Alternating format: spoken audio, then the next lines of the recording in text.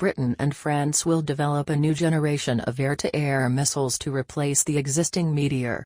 This is reported by the UK Defence Journal. The new missile will embody the entire technological potential of both countries, and its use will be possible both on sixth-generation aircraft and on existing combat aircraft of both countries. The exact technical characteristics of the missile have not yet been disclosed, but it is said that it should have hit targets beyond line of sight, not inferior in effectiveness to the current Meteor missile. The announced development is part of the new Entente Industrielle program, which focuses on strengthening NATO's advantage in high-tech air combat. It is also planned to carry out some work within the framework of the Joint Integrated Portfolio Management approach to weapon. Its tasks will include coordinating the development of a new air-to-air missile, as well as modernizing the existing Meteor.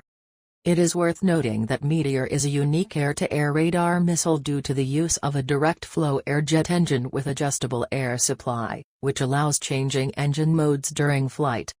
In parallel, work is underway to improve the homing head. Since the joint program between the UK and Japan on the JNIM missile ended without results, a new active homing head is being developed in Germany. It is expected that the new JASON will be similar to the one offered by Mitsubishi, with an active phased array antenna, which provides high protection against enemy electronic warfare and increases the efficiency of detecting low-altitude and small-size targets. It should be noted that in addition to European countries that have integrated the Meteor missile into their own fighters, such as Typhoon and Rafale, South Korea has also shown great interest, making Meteor the main radar missile of the new KF-21 fighter jet. Earlier, Military reported that in March 2023, South Korea had conducted the first weapons tests on mock-ups of the KF-21 fighter jet.